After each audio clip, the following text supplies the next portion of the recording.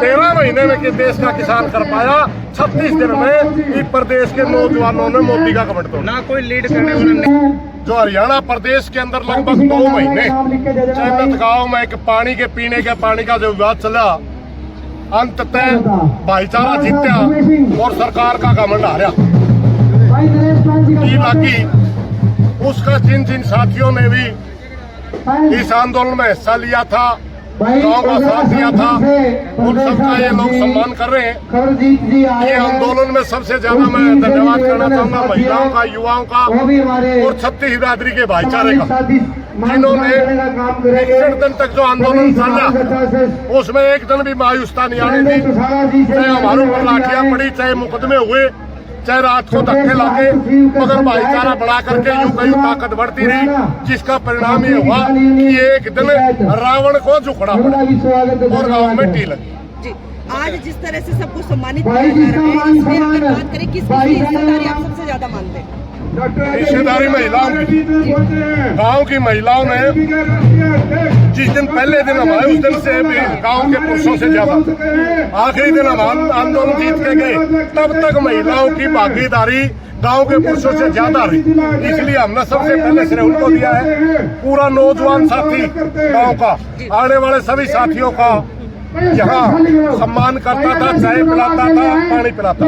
और तीसरी सारे छत्तीस बिरादरी के भाईचारे की, पूरे हरियाणा के भाईचारे का वो श्रेय देते हैं, क्योंकि भाईचारे ने चैनत गांव की मुसीबत को समझा, सारा भाईचारा आया और सारा भाईचारा आने की वजह से एक रावण में भी बुद्धि आएगी, उसने भी झुकना पड़ेगा। प्रधान जी, जिस तरीके का भाईचारा की ताकत मानो, क्योंकि एक टाइम पर मुख्यमंत्री ने मना कर दिया था कि टी तो पानी नहीं मिलेगा, वह टी तो मिली, तो भाईचारा की ताकत मानो। बिल्कुल भाईचारे की ताकत है। छत्तीस बिरादरी का भाईचारा जहाँ नहीं होगा, जहाँ समाज के सभी घटक इकट्ठे नहीं होंगे, वहाँ हमारी कोई नहीं सुनेगा, क्योंकि सरकार की बड़ी ताकत है किसी भी आंदोलन को जाति और धर्म में बांट करके बिल्कुल खराब कर देते हैं। मगर छत्तीस बिरादरी का भाईचारा ने एकता दिखाई तो उसी की बदौलत है कि गांव को टी मिली।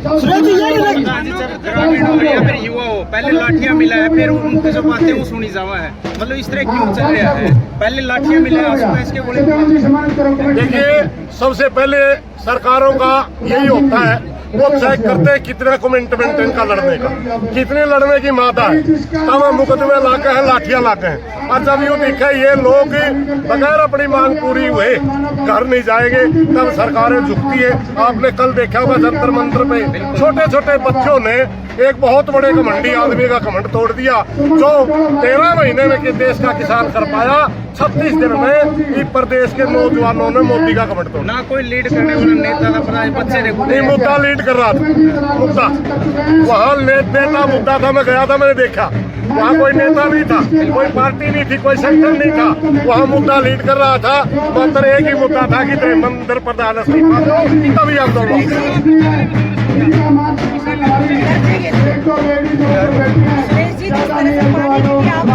लड़े, ये आपने दिलवा दिया, अभी भी किसानों के चाहे फसल खराब आए, चाहे बहुत सारे ऐसे मुद्दे हरियाणा में पेंडिंग है, क्या उनको लेकर भी आप कोई आंदोलन? हम लगातार लड़ते थे, लड़ते हैं और लड़ते रहेंगे। अभी भी हम आंदोलन में हैं। अभी भी एग्रो डिस्कॉम के नाम से अलग से के विद्युत का निगम बनाया जा रहा है, जो 5400 करोड़ के घाटे में पैदा हो रहा है।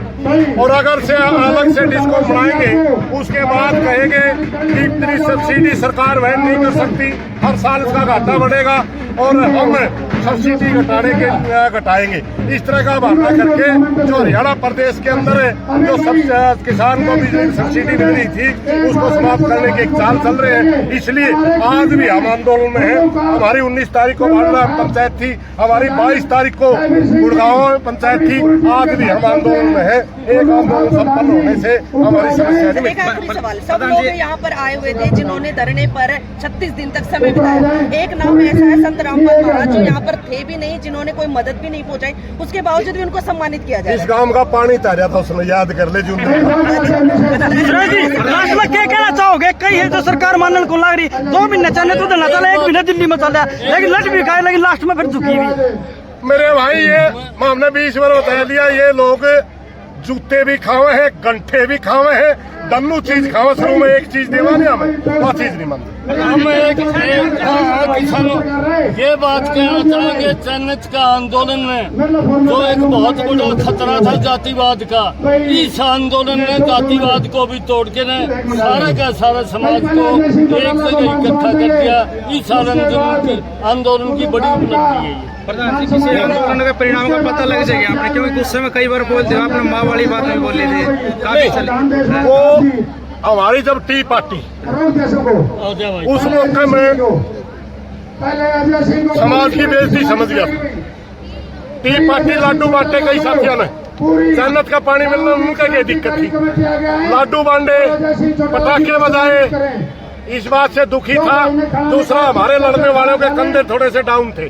पूरी खाप से हमने प्रार्थना करी आप आइए, पूरी खाप आई। और वो जो कड़ा कमेंट करा था उसके दो मकसद थे। एक तो ये दिखाना कि हम ना डरे थे, ना आज डरे हैं, ना कल डरेंगे। और दूसरा, कोई भी तानाशाह सरकार हो, अगर इकट्ठे होकर लड़ेंगे उनको झुकना ही पड़ेगा। उसका मैंने ये मतलब पता लग जाए जीत नजदीक है। भाईचारा इकट्ठा हो तो भाई हम हारे क्यों नहीं करते, हमने कदे हारे ही नहीं आज तक।